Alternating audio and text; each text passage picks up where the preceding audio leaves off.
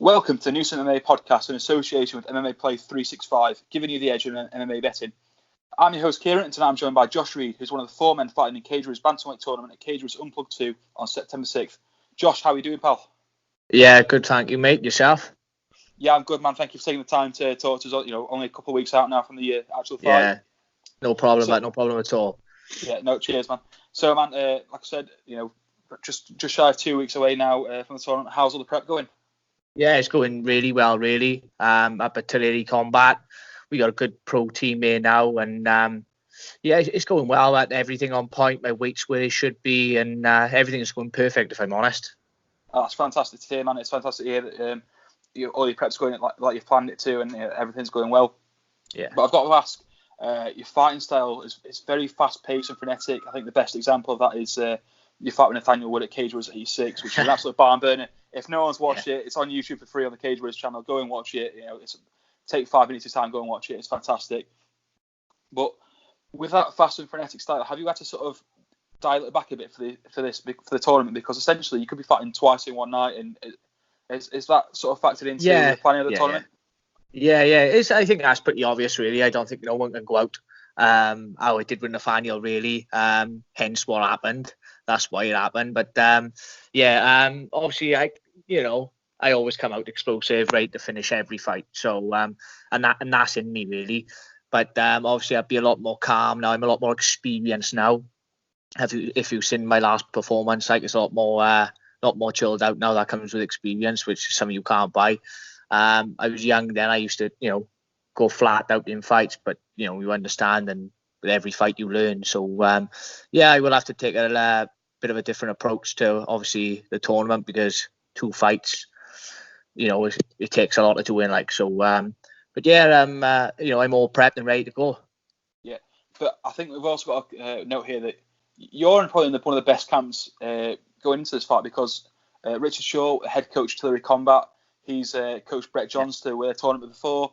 We've also got the fact that Jack Shaw is the previous champion. He just sort of had to hand over the belt to go to UFC. So having that experience in your corner, how big an advantage is that over the other 3 guys in the tournament? Yeah, and obviously with them in my camp as well, they obviously at the top level now. They're both in the UFC. They both had the Cage Warriors belt, and it's good, good to be knocking around with them guys in the gym, knowing that you are at that level.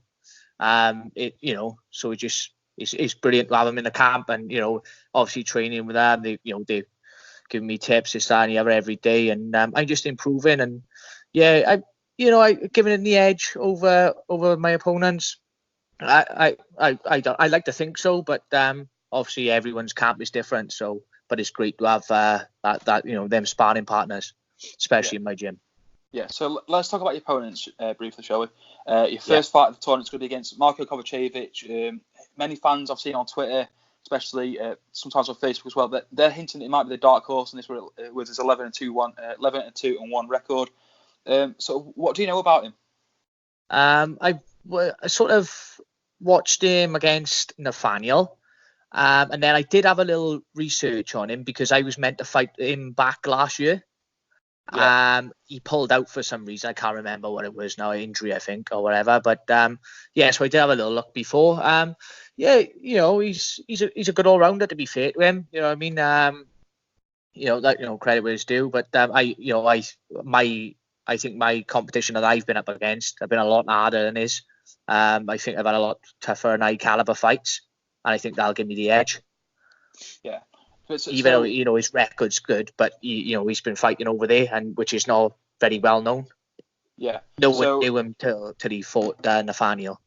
Yeah. So in that fight against Nathaniel, were you did you spot anything where you think Nathaniel took advantage of that? Is that what and we've got to focus on that, or is it a case of he used to fight this way, but now we've got to look at how he's going to adjust to the tournament? So how do you do a tape study for this sort of? It's quite a unique experience, I suppose. So how do you do tape study for a fight like this? Yeah, it was when I fought Nathaniel. It was loads I could have done. If I took him down, or if I was a bit more composed in my striking, I would have got him out of there. And I think everyone knows that by watching it. But you just get excited. Don't you? I had that belt, in my basically in the one hand really at one point of the fight, and you just get excited. But so I'll go out there as I do normal, and just see how it out. We got a game plan, and we'll just stick to that and see how it goes. But I obviously ain't gonna go as mad as that fight because I didn't intend to go that mad against Nathaniel, to be honest. Yeah. So let's be optimistic and say you beat Kovacevic in the first round. Out of the second round fight, out of the possible opponents you could get the second round, which could be Scott Malone or Jack Cartwright, who would you rather take? To be honest, I'm in a mindset I don't really mind who it is really. I got to beat who's in front of me, and that's it. Where wins that fight, I've got to fight them no matter what. So I think Scott will edge it. Looking at them, I did see an interview with Jack the other day. He's very confident, which so was everyone leading up to a fight. But I think Scott got the edge in that fight. I could be wrong, but I think Scott got the edge, and I think we'll have a rematch in the final. That's what I've got planned. Yeah, it's quite interesting you say that because I spoke to Scott just last week, and he said he thinks you're the guy that he'll take on in the final as well. So I also spoke to Ian Gary. I spoke to Ian Gary on Friday night. He said the same thing. He thinks it's going to be Josh Reed, Scott Malone final, and he thinks you'll edge it as well. So it's quite interesting that everyone seems to have the same prediction for a final.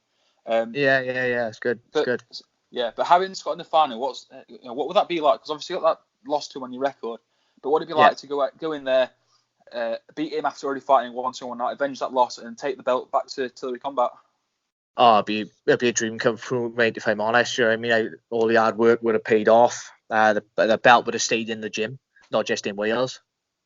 It'd be brilliant, and especially to get a win back over him now. It was a sort of I went out there in the wrong mindset, striker grappler sort of fight, and he caught me cold. He got the finish, he did it well, but it was like under a minute, I think, and that won't happen this time. You know what I mean? I'm more switched on now, and I'm looking forward. I won that fight in the final, to be honest. Yeah. Have you thought about what the future could hold for you if you did win this tournament? Because looking back at Cage Warriors history, the two previous tournament winners, Stevie Ray and Brett Johns, is a teammate of yours. They've both been called up to the UFC after winning the tournaments. And the previous two Cage Warriors Bantamweight champions, Jack Shaw and Nathaniel Wood, they've both been called up. So if you start thinking about what winning this tournament could do for you, could do for your future. Yeah, it's massive. Any one of the belt holders, I think there's only like one or two that have had the belt and haven't gone, but they may have lost that. When they won it, they may have tried to defend it and lost it. But I think nearly all of them that have had that Cage Warriors belt have gone to the UFC. Obviously, I don't overlook things. I'm not stupid. I'm quite a realist. I got a job to do first. I got to win the two fights. And then, I'll leave it in the Cage Warriors' hands then, and my manager and whatnot, and we'll, see what happens. Obviously, that obviously is the main goal to get the UFC, and I think it should be everyone's, every fighter's, dream to fight there if they're taking it serious. Yeah. So I'm going to the last two questions now for you. How is this tournament going down? Can we get a prediction for you for how your first fight's going to go and how your second fight's going to go? I think Marko is going to look to take me down, and I think I'd just be too much for him, to be honest with you. I think I'll get him out there pretty soon, and obviously on to the final then, which I think I'll have Scott, and I think I'll do the number on him this time. Yeah. So man, before we sign off, is there any coaches or sponsors you'd like to give a shout out to ahead of your fight? Yeah, all my coaches at Tillery Combat, we've got Car Park, Richard Shaw, my head coach, Ash Amos as well, Crew M, my boxing coach, and just all the gyms I go to really, who've helped me prepare for every fight, and all my sponsors is, to be honest, is too many to name, but Tatami, Batch, B&B Tires. Is loads on it. It's too many, to be honest. But and now all my teammates, obviously, who put in the grind on me every day. Yeah. So Josh, thank you for taking the time. I'm sure we'll have a catch up after the tournament, and I wish you the best of luck. Just a reminder, Josh is fighting on Cage Warriors Unplugged 2 to be live on UFC Fight Pass and on BT Sport in the UK. So make sure you go and check out that. It's going to be a fantastic night of fights with some the tournament and also some fantastic undercard action. No worries. Cheers, mate.